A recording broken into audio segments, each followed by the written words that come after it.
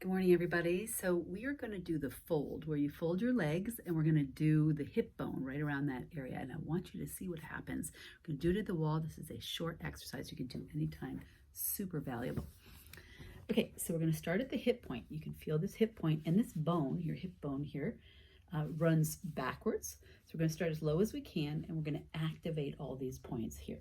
Okay, so first I'm going to find the hip point. It's right there, and I'm going to come slightly below it. Okay, and I'm going to stimulate by leaning and pushing my weight in so my feet are a little bit away from the wall. And I'm going to go right on the hip point. So if you remember from what we've been talking about, the front thigh muscle, the major one, the quad, the major quad attaches there. So we're pushing, stimulating. Going to move it to the side a little bit. You can turn your torso. Actually, mine wants a little bit more on the outer edge of that hip point. And then turn a little bit more and sink and press. I've already done this today, so it doesn't feel the same as it did. It really quite was sore.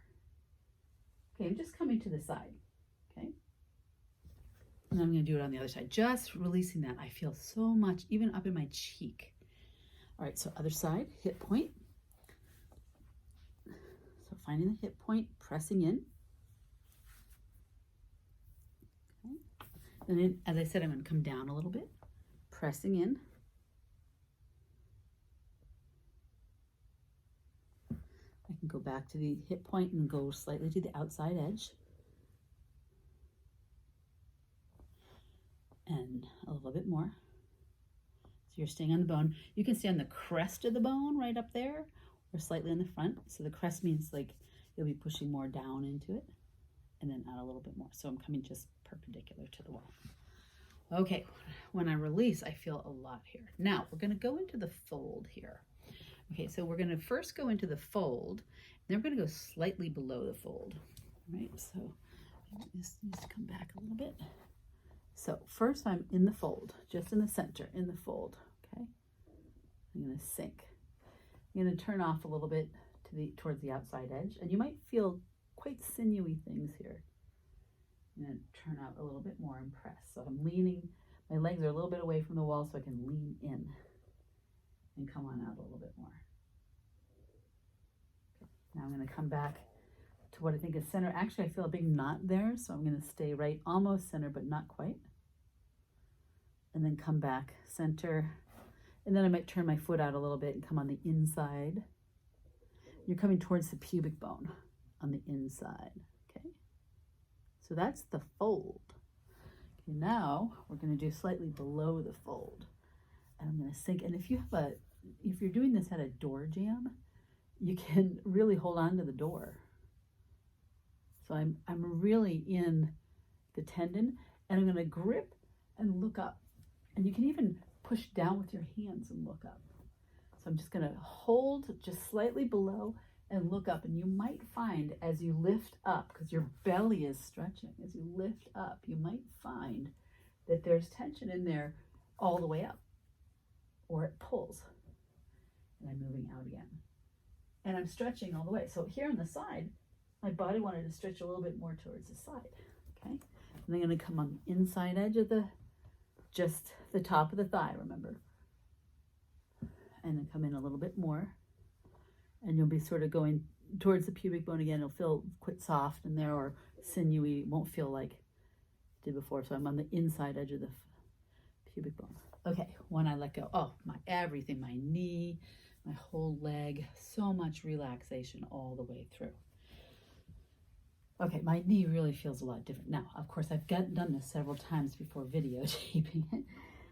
All right, so now I was on the hip point, come into the fold, right? So I'm at the fold, right in the center.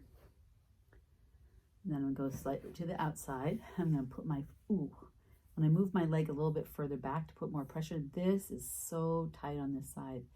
It was earlier too. I feel it in my glutes. Coming out a little bit more, and a little bit more, a little bit more. So you're looking, even you can come back and angle it in the other direction. Yeah, like if I angle right there, it's quite sore. A little bit more. you're looking for the tension, the crepitus, as my friend says, to break up. Rolling in. And then I'm back center, and then I'm going to come just to the inside edge. Oops, I rolled up a little bit, so I'm moving the ball down, and a little bit more on the inside. And again, so I'm pressing against the pubic bone when I come back. Whew. All right. Now, what I wanted to say is when you're done with this, I want you to practice bending your knees slightly so that, or I should say, bending forward slightly and then standing up. Okay, so I want you to see when you bend forward slightly, underneath your feet might start to grip. When you stand up, after you've freed this area, you can feel that your feet might be more open. And bend again. And just see if you can feel that. Because I find as a reflexologist, when I work on people who sit a lot or exercise a lot, that and that's affecting that area right there, that their feet are quite tight, right? It's a total feedback mechanism. And when you release it all, then you feel so much lighter and you can move your body more skillfully. And it's great for balance as you get older and not injuring yourself in general. Okay, have a nice day. So here's the anatomy associated with this. The first part I want to talk about is stimulating the points of the bone, the hip bone there, that we did at the wall. And these points are delineated here. We went from front to side, right? You could keep going backwards if you wanted to. And then I'm going to show you muscles. This is not the greatest picture, but these pink and orange colored muscles, and this is the front of the leg, outside of the leg, inside of the leg.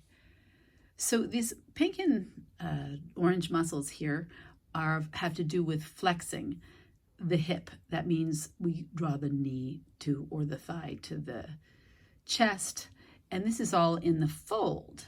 So we're talking about this area here is in the fold and on the bone. So when we look at these flexor muscles, you know, if you stimulate the top, the fold, you're going to get the rest of the muscle. And you're going to get things that are connected to each other. So look at all these muscles, and they come down to the knee, right? This is the outside, and you can see it goes through the IT band, and this one comes down. This is the front. This one comes down to the outside of the knee, and this is the inside. These are inner thigh muscles here, and this is the sartorius coming down to the outside of the knee. So all of this area we stimulate, and look how much we can release. What's really important about this, to me, in my experience as a reflexologist, is that if people sit a lot or exercise a lot, run a lot or whatever, they tend to have this tendon that goes between the heel and the balls of the big toe. So there's the big toe. This tendon here tends to be really, really tight. And it has an inflexibility to it over time. It creates a rigidity in the foot. And foot has 26 bones and 33 joints. You're supposed to move and articulate with all of them. And then you can see here on the bottom, these are the bottoms of the feet, that there's also all these other little muscles that go to the toes. And I would like you to try that as you bend your knees, notice that your foot can tighten up. It's a stabilizing mechanism, right? But if your front thighs are relaxed, then your feet get to relax. Isn't that interesting?